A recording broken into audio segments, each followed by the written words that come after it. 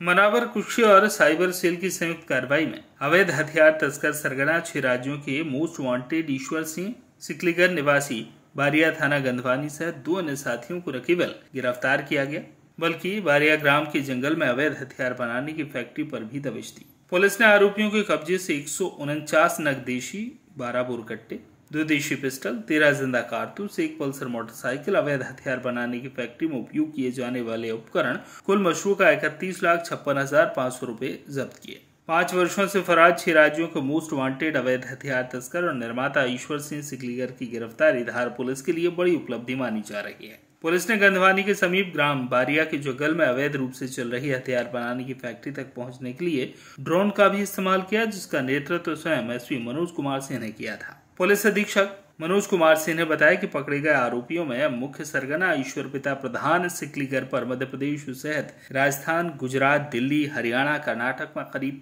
35 अपराध पंजीबद्ध हैं। इन सभी राज्यों में ईश्वर सिंह वर्तमान में वांटेड है, जिसकी गिरफ्तारी धार पुलिस के लिए बड़ी उपलब्धि है। ईश्वर सिंह सिकलीगर तिहाड़ जेल में भी बंद रहा, जिसे देखते हुए पुलिस ईश्वर सिंह से पूछताछ कर बड़े अपराधी गिरोहों पर आतंकवादी संगठनों के संपर्क भी खंगाल रही है। पुलिस ने ईश्वर सिंह, उसके साथी जगदेव सिंह सिकलीगर तथा जतन सिंह सिकलीगर को आर्म्स एक्ट व अन्य धाराओं में मामला दर्ज कर गिरफ्तार किया। आपको बता दें, ईश्वर सिंह पर रासुका के तहत भी कार्रवाई की गई है।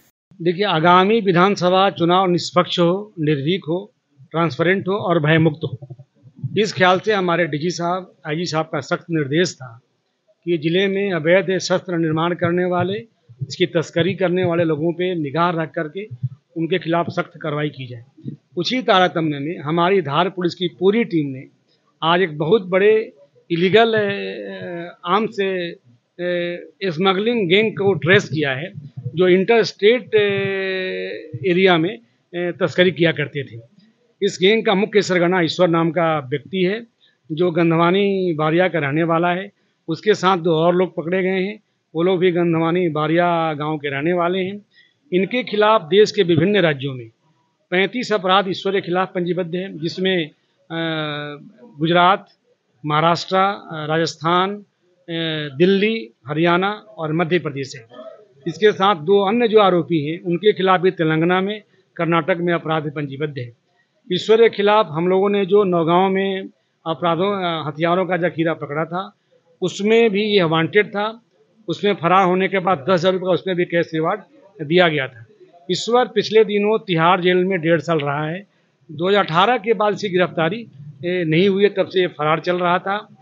अभी भी देश के विभिन्न हिस्सों के 24 अपराधों में वांटेड है। इसके खिलाफ 5 अस्थायी वारंट का अभी तक पता चला है, साथ में 10,000 का इनाम भी घोषित हुआ है। इस प्रकार बहुत बड़ा गैंग का ट्रेस हुआ है। इसके निशानदेही पे हम लोगों ने बारिया के जंगल में, जहाँ पे लोग शस्त्र निर्माण किया करते थे, वहाँ इनके फैक्ट्री पे रेड किया है। मैं स्वतः रेड में गया था।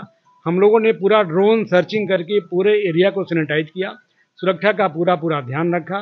जिस क्रम में जहाँ ये लोग अवैध निर्माण करते थे, उनके निशानदेही पर उस फैक्ट्री पे हम लोग पहुँचे। वहाँ पहुँचने के बाद इनके फैक्ट्री से इलीगल आर्म्स का बहुत बड़ा जखीरा जब्त हुआ। इनके निशानदेही पे जो इन लोगों ने गाड़ कर रखा था, और बनाने का पूरा सामान वहाँ मिला है। बनाने का पूरा सामान, हथियारों को जब्त करने के बाद हमने इसकी पूरी फैक्ट्री को ध्वस्त कर दिया है। जो ईश्वर नाम का गैंग लीडर है, देश के विभिन्न हिस्सों में जिस तरह से उसका अपराध पंजीबद्ध है, चाहे वो राजस्थान हो, चाहे वो गुजरात हो, चाहे दिल्ली हो, चाहे कर्नाटक हो, चाहे मध्य प्रदेश हो, निश्चित तौर पे समाज के लिए, ये कानून व्यवस्था के लिए, लॉ एंड ऑर्डर के लिए, पीस एंड ट्रैंक्विलिटी के लिए ये बहुत ही घातक था। और देश में, प्रदेश में और धार जिले में कभी भी कोई बड़ी कानून व्यवस्था की स्थिति निर्मित हो सकती थी इन हथियारों के उपयोग से। इसको ध्यान में रखते हुए हमने उसके खिलाफ NSA रासुका की कार्रवाई करी है। उसका रासुका का वारंट हमने प्राप्त कर लिया है, उसमें भी हम गिरफ्तार करने जा रहे हैं। शेष हमारी पूरी टीम इनसे पूछताछ कर रही है। इनका मोबाइल भी हम लोगों ने जब्त किया है, और जो भी इनके पास डिजिटल डिवाइस है वो भी जब्त किया है। इनका हम और पूरी तरह से जांच करके जो भी इनका देश में नेटवर्क है, जो भी नेटवर्क है, उसको हम ध्वस्त करेंगे, उसका पता लगाएंगे। इनके साथ गैंग के और जो लोग भी हैं, उनको भी हम पकड़ने का यथाशीघ्र प्रयास करेंगे। जिस तरह से ये लोग अपराध शस्त्र की सप्लाई कर रहे हैं, जहाँ जहाँ सप्लाई कर रहे हैं, निश्चित तौर पे संभावना है कि इनके बड़े आपराधिक गैंग से संबंध हो, किसी संगठन से संबंध हो, इस संबंध में हमारी जांच होगी। आपके माध्यम से सिकलीगढ़ समाज के लोग जो धार जिले में अवैध शस्त्र का निर्माण कर रहे हैं, उनसे मेरी अपील है कि इस धंधा को छोड़ करके समाज की मुख्य धारा से जुड़ें। उनको हम सोशल पुलिसिंग के माध्यम से, कम्युनिटी पुलिसिंग के माध्यम से काउंसलिंग करके इस धंधा से मुक्त करने का प्रयास भी कर रहे हैं। बट एक चेतावनी भी है, जो लोग इससे मुक्त नहीं होंगे उनके खिलाफ हम सख्त कार्रवाई भी करेंगे, छोड़ेंगे नहीं।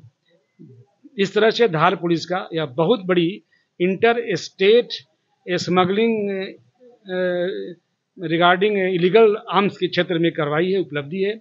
मैं अपनी पूरी टीम, मुझे अपने टीम पे नाज है, जिस तरह से लगातार 36 घंटा मेहनत करके इन लोगों ने ट्रेस किया है, पकड़ा है, सर्विलांस किया है।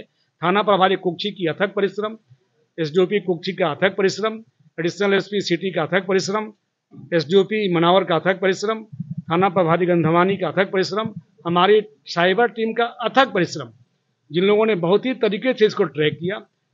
इस पे मुझे नाज है, मुझे गर्व है कि हमारी पूरी टीम एक यूनिट होकर काम करी है।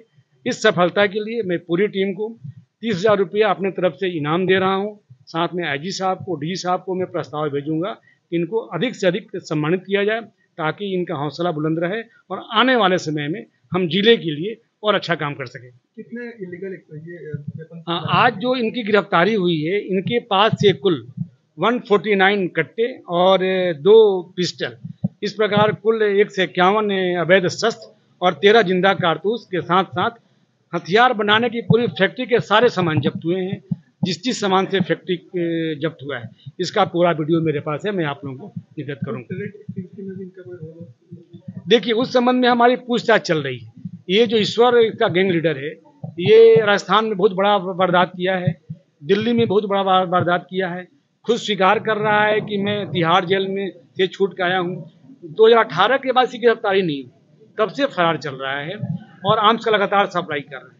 इसने खुद भी स्वीकार किया है कि अभी तक हमने 1000-1500 आर्म्स की सप्लाई कर चुका हूँ। इसका संबंध किस संगठन से है, आतंकवादी संगठन से है नहीं है, और आपराधिक गिरोह से है या नहीं है, इससे इनकार नहीं कर सकते हैं। हमारी पूरी टीम इसकी जांच करेगी और जांच करने के बाद किसी तरह का सबूत आता है, साक्ष्य आता है, इस पे और हम तरीके से और सख्त कार्रवाई करेंगे। उस पर हमारी जांच जारी है। धार से सुरेश तिवारी की रिपोर्ट।